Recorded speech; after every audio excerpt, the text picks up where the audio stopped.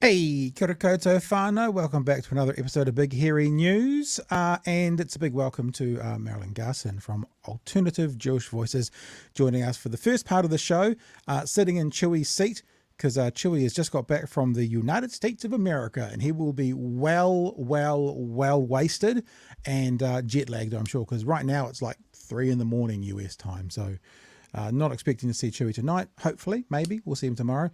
But tonight we've got Marilyn with us to start the show. We'll get to a conversation shortly about why you're here, Marilyn. Thank you for joining us, though. Not that we're starting the chat with you and me yet, but you know, me and Chewy often have a bit of banter at the start. How are you today? How's life where you are? What's anything exciting going on in your world? Exciting in my world. You know, the most exciting thing in my world is an old cat, an elder foster cat. So let me give a little promotion to the Cat Protection Society. How's that? That's very, very exciting. I'm very excited by that as well. All right, let's say a huge thanks to our patrons. Lovely to have you guys on board. You help us pay a few of the bills when they come up. There's a couple of new people who have signed up in the last 24 hours. I haven't managed to put you on our billboard yet, but I will. Lovely to have you all with us. And if you are not a patron yet and you'd like to support the work that we're doing, all you need to do is head to patreon.com/Big Hairy News. And if you do that, you will get access to our Patreon page. I'm flicking around 3 things at once, which you can see right here is our Patreon page. There's lots of options and lots of membership levels you can go on. And if you were there today, you'll have already seen the conversation that I'm having with Keith a little bit later on tonight, that I'm playing with Keith a little bit later on tonight. Keith is a journalist and a broadcaster and a writer who took 20 years to research TW Ratana.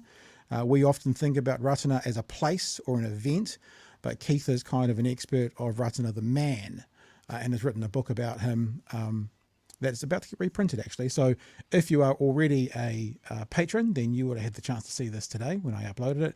If you're not a patron, you can become one, or you can also catch up the conversation I had with Keith a bit later on tonight when I play it for you. Right, Marilyn.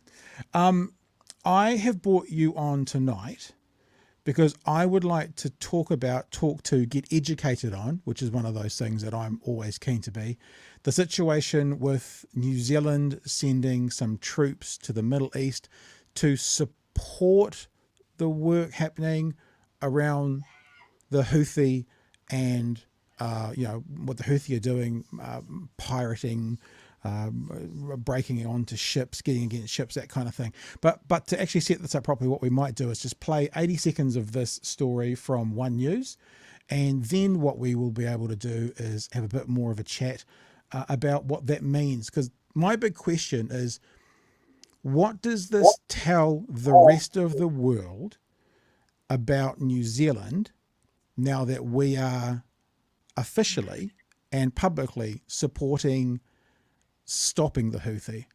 From me, it's not so much a question of should we or shouldn't we. It's about what this says to the world and where this puts us as a country in the world in the whole Israel-Gaza conflict. So that's going to be my question to you when we come back. But first of all, let's just have a look at the 80 seconds of the story just to have a bit of a setup for what we're talking about. It's attacks like these by Houthi rebels in the Red Sea that have disrupted global shipping and have led to the United States and the UK launching strikes on Yemen in retaliation. Now New Zealand's joining in.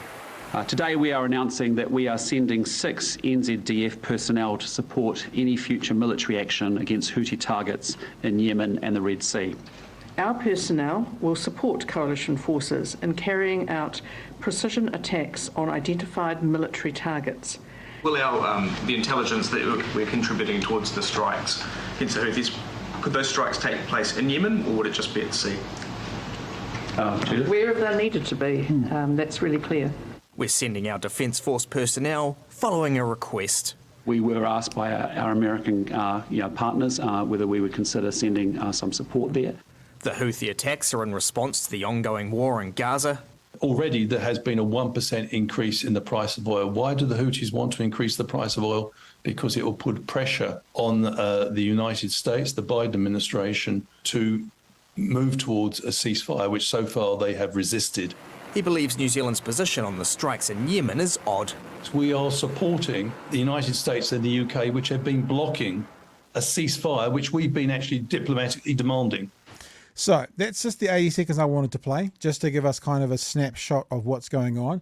Words from that presser like sending our troops to support, not necessarily sending our troops to fight. I'm not sure what that wording means. Only 6 people going, so it does feel very symbolic more than anything else. But the question is, Marilyn, what is it symbolic of? The ball is yours. I think the first thing that it symbolizes is our choice to throw our weight behind the same old suspects on the wrong side of history. Let me give you a parallel that I think is instructive. In 1979, when the Khmer Rouge fell in Cambodia after their genocidal rule, New Zealand chose to recognize the Khmer Rouge as the rightful representatives of the Cambodian people in the United Nations for a further 12 years, and we agreed to embargo aid to the starving survivors.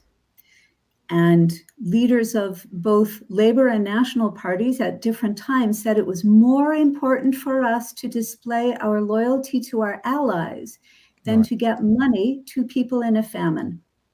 So this action symbolizes that we are making a similar choice. We'll do what our allies tell us, and we'll place the value of that higher than the value of human life.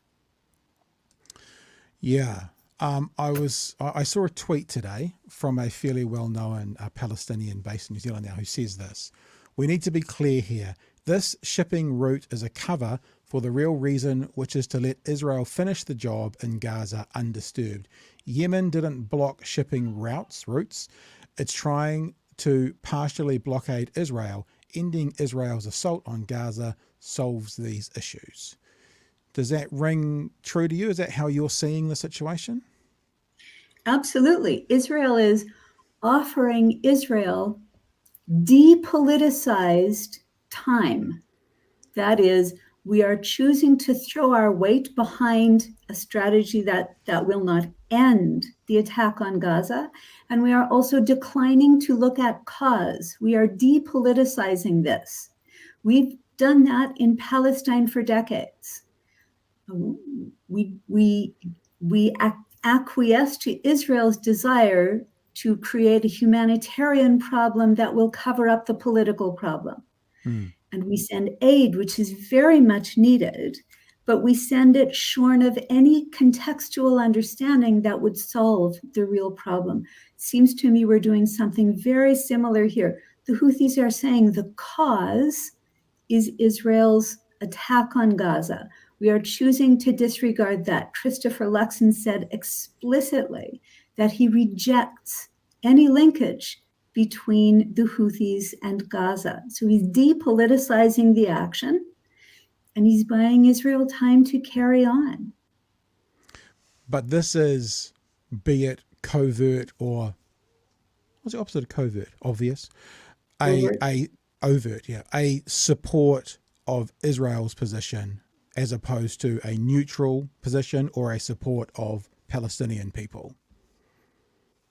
Yes, I think it is. It is adopting Israel's perspective. It is obscuring or hiding the Palestinian perspective. It is lining up with power, in Israel's case, a regional power that likes to call itself European, but it's not in Europe. It is absolutely adopting the way that Israel would frame this, and we're putting military power behind it. Sorry, I don't mean to smirk, but when you think about New Zealand military power behind it, Yeah, it's not a lot, but it's symbolic anyway. I hear you. In my time as a traveler, which was the 80s and 90s, I had the chance to sit at the edge of American-made bomb craters in Cambodia, Vietnam, Laos, Afghanistan, then Gaza, and never, not once, did anyone say to me, once they started bombing our cities, that's when we decided they were right and we began to love them. You know, America is manufacturing enmity, and we are lining up with it rather than saying our real interest in this world lies in justice and peace. I want to take a trip with you into the multiverse right now, to a place that doesn't exist. If Christopher Luxon today had have got up and made some kind of symbolic gesture like this is to support Palestine, what would that have looked like? Like, what could he have done if he had decided to go the other way? Not symbolically support what Israel wants and America wants, but symbolically support what would be best for Palestine or the people of Gaza. I hate saying this because I'm sick and tired of having to defend it. Not Hamas, not talking about what's best for Hamas, talking about the innocent people, innocent Palestinians who have been killed. I tweeted something during the holiday break about 100,000 people in Gaza now are either dead, displaced or missing or something like that. It was huge numbers. What could be done symbolically from here to support those people rather than the Israel cause? I think there are a few ways to answer that. The first answer is to back a ceasefire, to come out really clearly and actively to work for peace and the solutions that can come from justice. That's not just in the interests of Palestine, that's in the interests of everyone. If Luxon decided that he wanted to make a pro-Palestine move, I think what he could do is recognize the state of Palestine, because that changes the diplomatic conversation. Then you have two states in dialogue eventually. At the moment, Palestinians are not able to fully speak for themselves because they don't have sufficient recognition of their national voice. I think that would change things. It seems ridiculous as well because so many politicians, now Luxon may be one of these, I know Seymour is because I've heard him say it on a breakfast show panel with Chloe Swarbrick.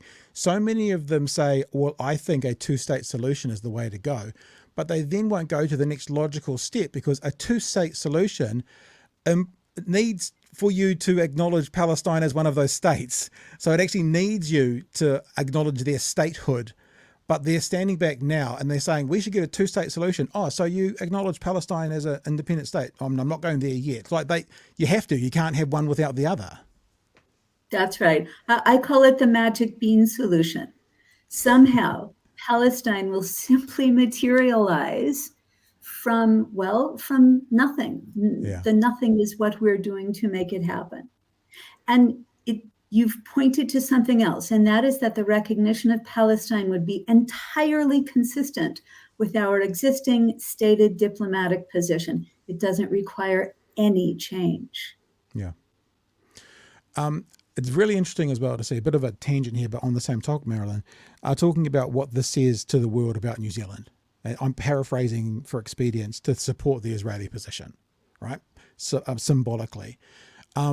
One of the dangers, it seems, in America this year is that there are a whole bunch of millennials and Gen Zs as well who are getting really angry because Biden is also it's America who have asked us to come along and sign up. Now, there's a whole bunch of young people in America, let's say under 40s, under 30s, who are now rallying against Biden, who they would be normally drawn towards the left to vote for because of his position and the White House's position on Israel and Gaza right now. It seems that that this is a conservative position around the world, which is naturally why New Zealand would do it, a conservative government. But there is more danger added to the possibility of a fascist winning in the US based on Biden's support and the White House's support for this same kind of plan, as well as, of course, the more overt support by supplying the bombs to Israel that are landing in Gaza as well. Do you have any thoughts around that? Yeah, I regularly hear people with whom I work in advocacy. They say, look, I simply can't vote for Biden anymore. And I say, as a Canadian-born New Zealander, I say, that's nice, but then what? Mm. But I think that plays out very differently here, because we do have parties that are supporting better solutions. We have parties that are actively upfront supporting different actions. Tupati Maori, the Green Party, a number of people within Labour. So here, I think it was so evident in the last election that there was almost no conversation about international relations, and there's a perception that international relations does not relate to votes. Yeah. I think if we elevate this kind of concern that people are feeling about the state of the world, the injustice unfolding in front of our eyes, I think it could make an impact in a positive way in our next election. What do you think happens next? I'm not talking about the Israel-Gaza situation. I'm really interested to still just dig into a bit more, or at least expand a bit more on what this symbolic gesture means for New Zealand as we're seen by the rest of the world. So now the rest of the world will look at us who are keeping an eye on the situation going, okay, well, they're on Israel's side. That's how they'll see it. What's next? What comes after this? Yeah, how much harder is it to jump off having jumped on, right? Biden has said out loud, the bombing is not working, so we'll do more of it. So we're already on a slippery slope. How much harder is it to jump off if we're so concerned about disloyalty to our larger allies? So what happens next? I think we find ourselves in an increasingly tight squeeze. Netanyahu has acknowledged what we already knew, that there will be no two-state solution. Even if his government falls, Israel is so divided, it's hard to know what comes next. We're kind of jumping into the jaws of this in a way that has nothing to do with solutions. I think that's how we get seen. Oh, we're just one of them. Speaking of international relations as well, we just saw Professor Robert Patman in the clip that we just saw. He's going to be with us in 24 hours from now to talk about the New Hampshire caucus, the GOP primary that's happening in New Hampshire tomorrow afternoon. This time tomorrow night, New Zealand time, we may have a confirmed Republican nominee. Should Donald Trump win that race tomorrow night, he may well then, everyone may well drop out. And so a little tease for people tomorrow night, Robert Patman talking about that. But then again, looking at Donald Trump being the GOP frontrunner, thinking about him being in the White House because, you know, Biden's losing a whole bunch of this progressive vote base based on what's happening in Israel. And as you say, what happens next, I think of it as like a double-sided coin. What happens next is as valid as we need to burn this down to start again. Like both of them have validity, because if what happens next means I have to keep voting this way, then it never changes. If you let it burn itself down, then you get Trump in, followed by Trump Jr., followed by DeSantis. I don't know, but you know what I mean? It's like, I've always said very clearly that there's that equal and opposite. Like they both have the same kind of validity, and it's a difficult choice to make, but it's a choice people are going to have to make. Suck the lemon, or, you know, throw the lemon in the bin and see what fruit comes up next. Fruit's probably the right word, actually. And Trump has already drawn parallels between Israel attacking Hamas and America's need to deal with immigration on its southern border. I mean, it's unimaginable that this wingnut could have another 4 years. My sisters are all in Canada, and I've said to them on election night last time, build a wall. Just build the wall along the border before they all start coming north. That's my answer. There was a comedian who did that, about a big long 7-minute setup about building a wall for safety, and then the end punchline was he lived in Canada, and that's what he was talking about doing. Hey, just before we leave, Marilyn, thanks so much for joining us tonight. The last time we talked to you, I think you were telling us about, it was quite an emotional thing to think about, and quite harrowing, about checking your phone every day to see if your friends in Gaza were still alive. Are your friends, have we got people in safety? Are you still in contact with them? What's the situation between you and Gaza and the people of Gaza at the moment? I'll give you one example. Recently, a friend I had not heard from for some time, I put out a message about how alarmed I was. And I got a call from his brother-in-law, and I think it was around 4 a.m, to say that he was alive, but he's in Rafah, so he has no communications. Right. And because I had put the message on Facebook, a number of people contacted me to confirm that he is alive. And in the course of confirming that my one friend is alive, I also heard about 18 new deaths in the families of these other friends. It is an absolute calamity unfolding. And if our national attention turns to shipping, we must not risk taking our eyes off Gaza. We need to bring about change. Rallies this weekend, you've got to come and call for this. Yeah, no, and I think that's very true. And I take responsibility for this on some level, for this show on lots of level, that we, the media, took our eye off Ukraine. Ukraine was the biggest story in the world for several months, and then it was yesterday's news, but it's still happening. One of the things I'm determined to do is not take our eyes off Israel and Gaza.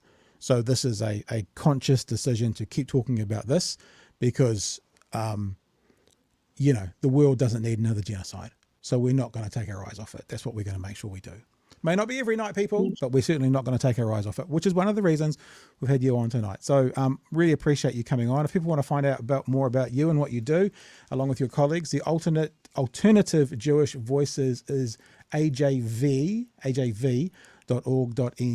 And it's always good to speak to you, Marilyn. And don't be a stranger. Anytime you want to come on, come and have a chat. We're here. Love to hear from you. And appreciate you being with us tonight.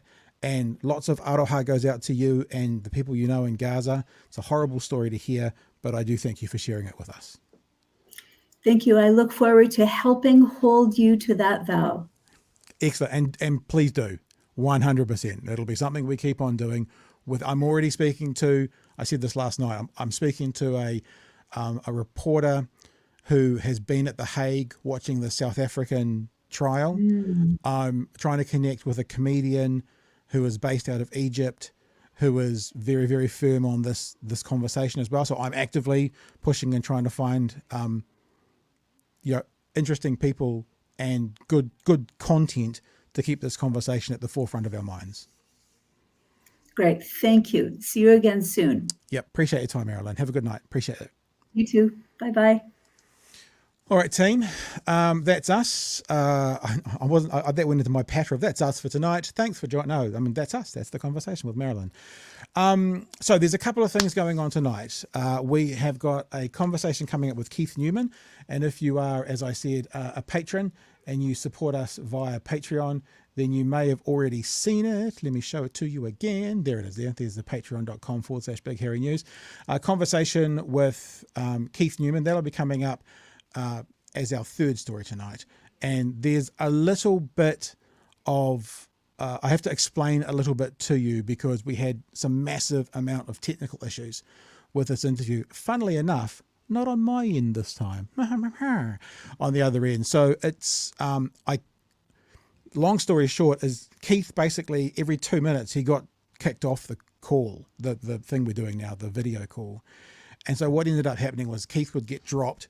He'd come back and he'd keep talking, he'd get dropped, he'd come back and he'd keep talking. So what actually ended up happening is I didn't really interact with Keith very much because I didn't want to take up, 18 seconds of a 2-minute time where he could have shared about Ratana. So what it means is it's a little bit disjointed, and I'm not interacting very much. So it's almost like I ask Keith one question and then he spends about 8 minutes answering it. It's great content though. If you don't know anything about the man, Ratana, you're a bit like lots of us and you more think about the event or the place, then you will learn something tonight about why Ratana is Ratana and the history behind it as well. So that'll be coming up shortly-ish. Thank you so much for all the text messages. I can see you guys are flying in there. As you know, when I'm doing this by myself, it becomes a bit more difficult to keep on top of that. I'm hoping you're all being nice to each other. I'm hoping so. You're all being nice to each other? Yeah, you're all being nice to each other, aren't you? I'm sure you are. So what we are going to do, though, to lead into that conversation is to have a look at... sorry, I've lost the video I was going to show you. So let me go and get it again. We're going to have a look at a conversation that started tonight about who will and who will not be at Ratana and why. We got a world exclusive last night. If you were aware of that, our world exclusive was, of course, Debbie Nare-Wapaka talking to us about, oh gosh, that's the wrong story, talking to us about what they were going to do at Ratana, that they were not going to, that's it there, got it, found it. They were not going to walk on to Ratana with opposition parties, which is the norm. They were going to walk on to it with the Kingitanga movement as a way of putting Kingitanga into the forefront of the eyes rather than the political party. Oh, we see Chewy's in the chat. G'day, brother. Chewy is in the chat. There we go. Chewy is sleepily. We'll go with sleepily in the chat. Nice to see you, brother. Might catch up tomorrow. So let's get into the story to do with what's happening at Ratana. It's from One News tonight. Let's have a look at the story then. We've got some bits and pieces to add to it about our old mate David Seymour. You might find there's a little bit of contention coming out about David Seymour. So here's the story from One News tonight. Two pillars of political influence in Te Ao Māori. Ratana and the Kingitanga uniting against what they view as a common threat. At the end of the day, when you probe the tani far enough, it's going to come out of its cave, and I think this is what's happened, particularly around the issues that we face here as Māori. Following on from the hui last Saturday, this is just another reiteration of our mana motu hake, and then into Waitangi, and then into further hui over the time. Te Pāti Māori has snubbed fellow political parties. A bit of a loaded word there, snubbed. It makes it sound like it's a negative. You know, I'm sure that the Greens will be fine with it, as would Labour. They've just chosen a different path on purpose to highlight more the ongoing movement at the moment, as opposed to highlighting them as a political party. Arriving a day early, aligning instead with the Kingitanga. What we're saying is we're with ourselves, and we believe in ourselves to be our own political voice. We believe in ourselves to be able to make decisions on our own. This is our own sovereign right. Around 10,000 people heeded the call of the Māori King over the weekend. So really interesting to see on Twitter in the last sort of 24 hours as well. I put a tweet out about the 10,000. It was talking about the situation and what was going on over there. It was basically based around David Seymour saying that there was only 10,000 people there while he was attending an event with 7,000 people. And I mean, Twitter is a real cesspool at the moment. That's cesspit. I did that last night as well. And I don't participate in the comments very much. In fact, I don't get notified of the comments on my Twitter feed. It's quite strange. Maybe I've set it up that way accidentally. And a lot of the kind of pushback when I had a look at it this evening was questioning the 10,000. Like, the only thing these troglodyte trolls had to throw back was, it wasn't 10,000, it was only 4,000, it was probably only 2,000, and that's all they had. Like, all they had was challenging the number. Okay, we'll give it to you. It was 5,000. Now what? It was still incredibly disrespectful for Seymour to say what he said and not be there.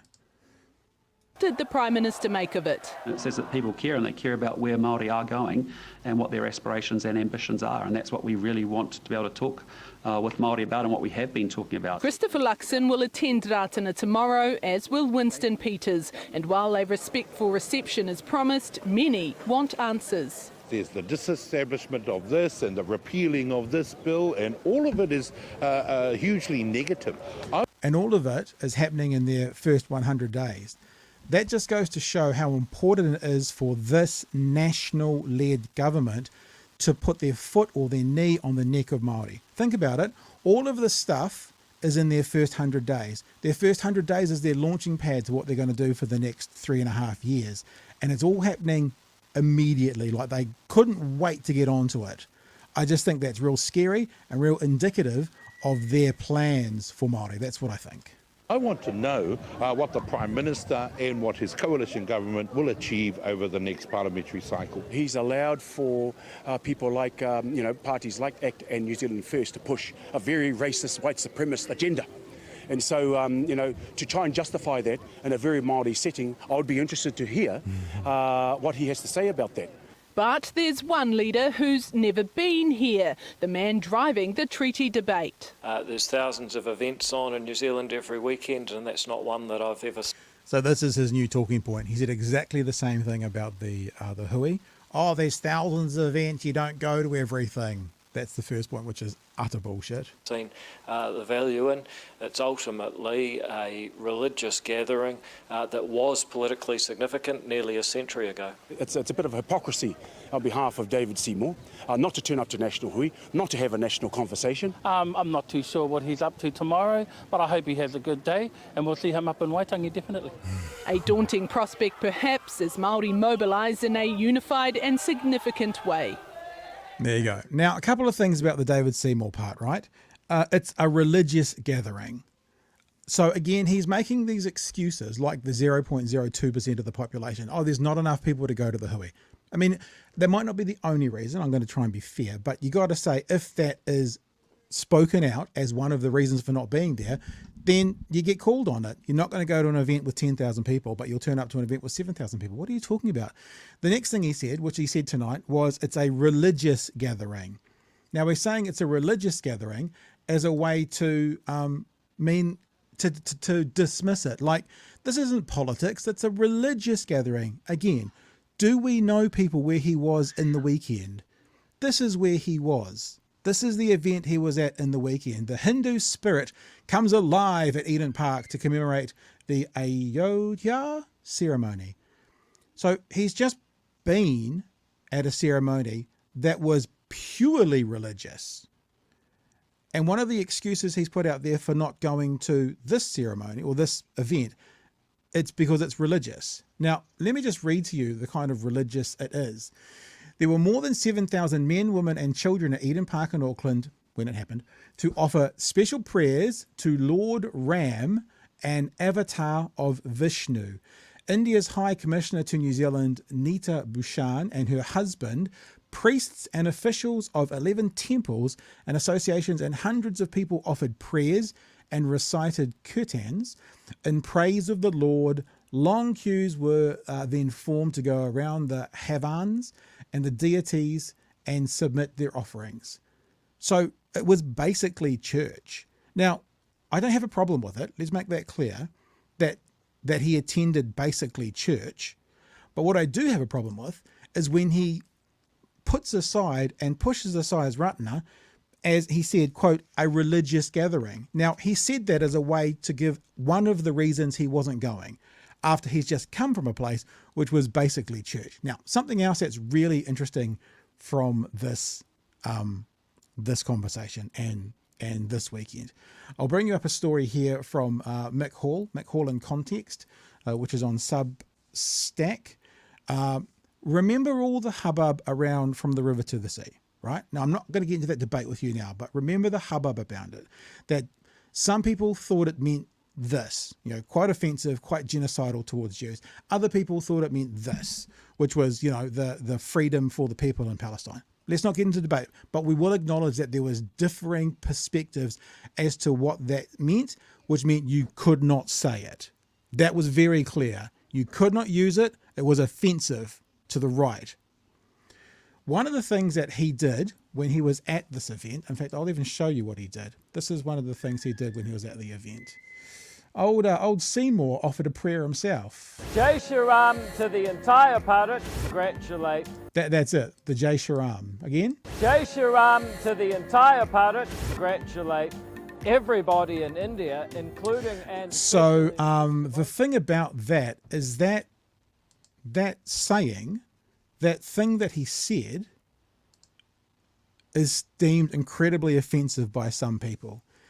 The Dean of the Chair in Communications, Mohan J. Dutta, told In Context, this is the Substack, In Context, Seymour proclaiming Jai Shri Ram, which means victory to Lord Rama, at a recent event held to celebrate the consecration of a controversial Hindu temple in India also suggested to Muslims in Aotearoa their fears and anxieties did not matter. Traditionally a pious religious greeting in India, the phrase has become increasingly used as a type of threat to Muslims by the Hindu far right. Seymour said he was simply expressing respect for the Hindu religion. Now, we're lucky enough to have Dean's Chair in Communication, it's Professor Mohan Dutta, coming on the show tomorrow night to speak a bit more into this. But the point I wanted to make to you was David Seymour is one of the people who was incredibly offended by From the River to the Sea, right? Even though there was different people that thought it meant different things, yet he's happy to use, I would say ignorant, he probably didn't know what he was even saying, a phrase that for a sector of society, they take it as a threat by far-right Hindus. Traditionally a pious greeting in India, the phrase has been increasingly used as a type of threat to Muslims by the Hindu far-right. So, we're going to talk more about that tomorrow night and get a bit further into it, but I sort of just wanted to let you know that these things are going on, and David Seymour is becoming increasingly Trumpian. 2 nights ago, he was going off on News Hub for asking the wrong question, and now he's passing on far-right talking points from another country. Robert Patman tomorrow night, Professor Dutta tomorrow night, Chewy tomorrow night, maybe. We'll see. We'll see. Okay, guys. Now, speaking of Ratana, I am going to get to, I'm just making sure I've done everything that we need to show you. Yeah, we have. Good. I had a chance today to catch up with actually someone I've known for a very long time. His name is Keith Newman, and I'm just trying to find it now, aren't I? There it is, yeah. And I'll say again, we had a very bad time technically. All right. So be warned, there is going to be some fairly obvious jump cuts in this conversation. I actually offered for Keith for us not to do it. Keith is a professional, and I didn't want to put him in a position where he, you know, when you're kind of making a speech or offering an opinion, you don't want to be stuck in a situation where it's not working for you, because then you can come off not putting your best out.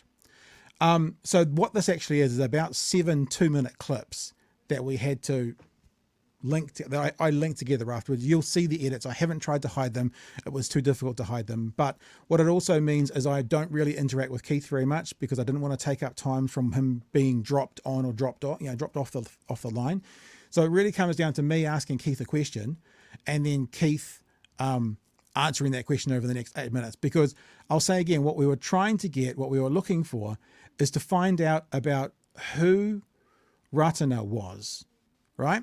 So we think Ratana, we hear the event or the place, but Ratana was a man, a fairly remarkable man from the sounds of things. And Keith has written a book on him that came out about 15 years ago that's about to go into reprint if anyone's interested about it. And so he's a person I've known for maybe 20 years. And I wanted to get him on to talk about who Ratana was, just to help us all learn a bit more about where Ratana has come from, the place and the ceremony and the celebration from Ratana the man.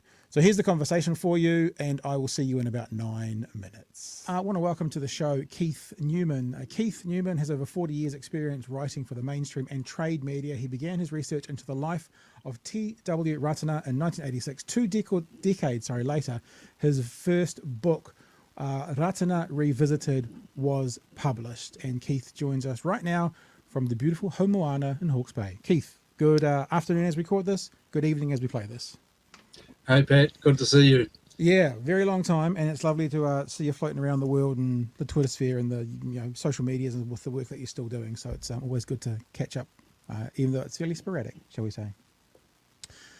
Keith, you have written the book, which is right there in front of the people if they want to see it, Ratana the Prophet. And I thought you would be a good person to speak to about Ratana in general, because most of us think of it as an event or a place that Māori go to at about this time of year. But of course, Ratana was a person, and you spent 20 years researching the person, and I thought maybe you could give us a bit of a bit of an idea of who the man was that I guess continues to be celebrated every year at Ratana by the people. Ratana is a really important person in New Zealand's history. I think without his efforts in 1924, we wouldn't have had the treaty. He was determined, along with Kingitanga, to restore the treaty to prominence after it had been ignored for such a long time. But really, between the two world wars, starting in 1918, Māori were in a fairly broken place. A lot of their men went overseas to fight the war, and when they came back, Pākehā soldiers found that they'd been granted some land, and Māori often found out that the land that they thought they had was no longer there. And Ratana had a vision, 1918, 2 whales beached at Whangaihu. Something extraordinary was going on. He was the local bookie. He was a good drinker, and he used to like to hang out with the locals, but something was happening to him. His auntie Mere Reki, who was a prophetess who was well known to Kingitanga and to Whiti and Tohu, had told him, there's something about your children, there's something on you that you need to pursue. So Ratana's doing Bible studies. He's trying to hang on to this kind of vision, but he's not quite getting it. But these events happen that force him to realize that there's something going on here. He's well aware that Māori are in a precarious position, and in 1918, 8th of November, something's happening. There's this cloud comes towards him from the Whangaihu to the family house, and he's overpowered. There's like fire inside of it, and he hears this voice calling him to unify the Māori people under Ihua o Namano, or Jehovah of the multitudes, to heal the people from their sicknesses and to turn them away from their fear and superstition, particularly amongst the tohunga and the old gods. So something's going on. And when people start, and there are a couple of healings, particularly his own son, and word gets around and people want to know what's happening, and they start to come to Ratana Pā to meet this healer. And really the vision happened at a time just before the end of the First World War. So it was a very strategic timing. And he's saying to the soldiers that are coming back, who are feeling lost, they've got all these new skills, he's saying, come to the Pā, we can do something here with you, we're building something. And that's one of the things that Ratana did, was that he didn't just talk, he gave people a model for the future. He built farms, he created work for people, he restored their confidence. But it was the healing that was the biggest influence, and it got people saying, hang on, there's something going on here that we want to be part of, and people began to turn up at the Pā. Many people got healed from physical sicknesses. Their frustrations were aired. Ratana took a lot of tapu items away and urged them to step away from their superstitions and fears toward Ihua o Namano, or Jehovah of the multitudes. And that gave rise really over a period of time to the largest Māori religious movement in this country.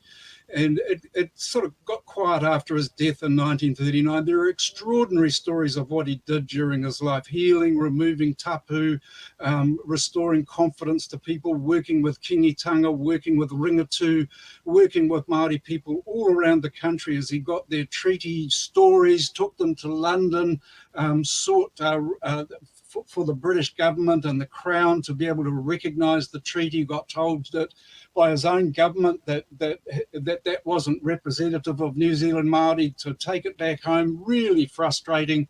And eventually there's a petition goes to the New Zealand government by Eruera Tirakapani in 1932, tabling the 40,000 signatures of Māori throughout the country, asking for the treaty to be recognised and to be placed in law. And that was tabled when he was elected as the first Ratana independent. but it took 14 years to be heard. Hey, well, this is history repeating, and what we're seeing at the moment through the gathering at Ngaruawahia, through Māori saying, hang on a minute, don't mess with the treaty, through what's happening at Ratana Pa, and I imagine it'll be quite an ambassadorial gathering at the Pa this weekend. This is not a place of contention, but it's time for a discussion about our national identity.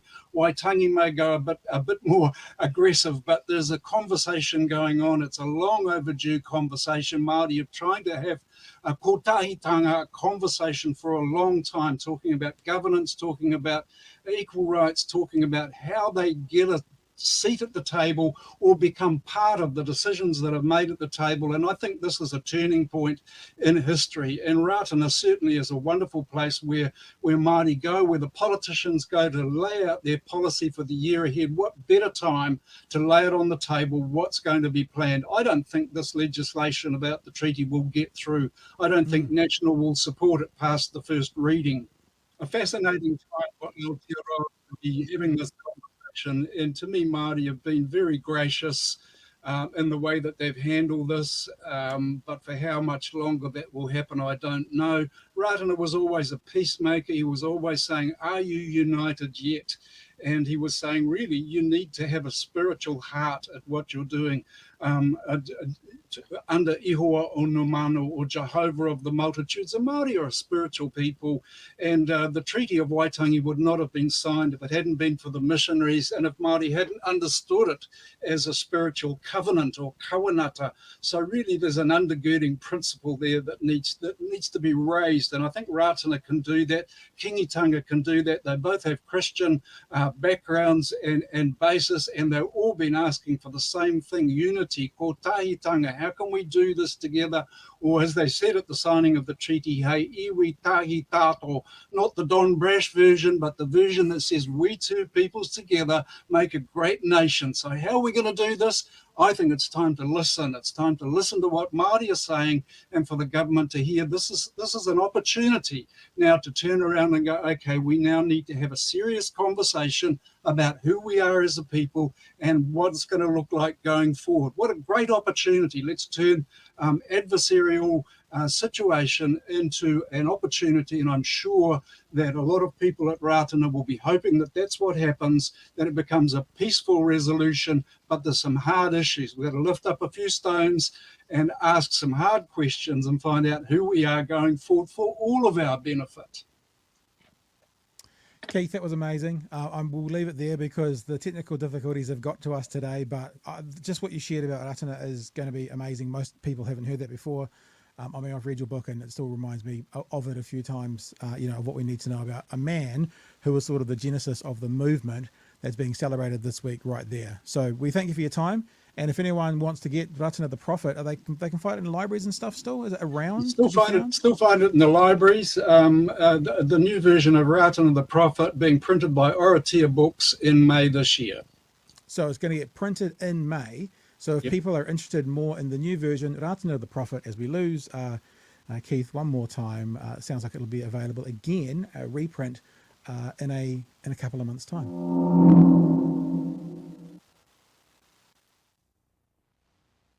Turn my mic on, eh? Hey guys.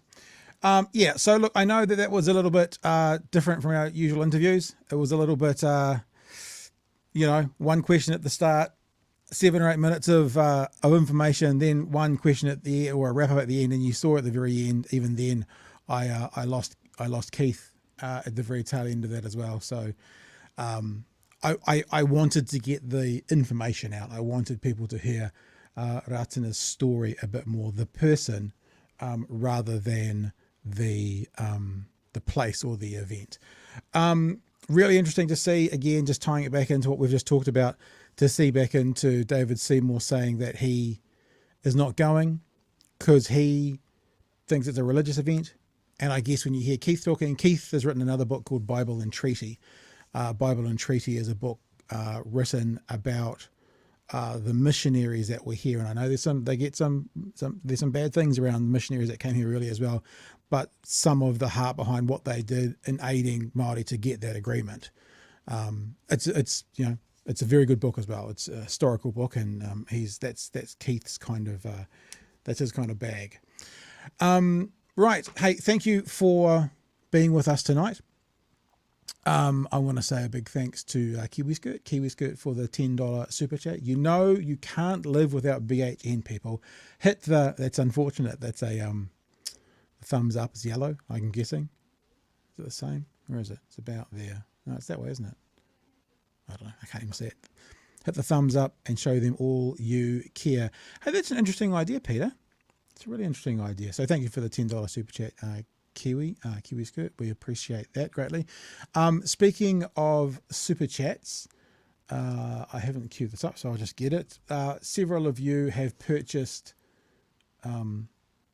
merch over the holidays, and if you have not received your merch yet, I spent some time today putting the last 4 or 5 into bags and on couriers. In fact, you'll probably end up getting an email tonight with the tracking number on it. We ran a special through the weekend with some Beardy Boy stuff, yellow t-shirt, blue logo, and the more subtle black t-shirt with black logo.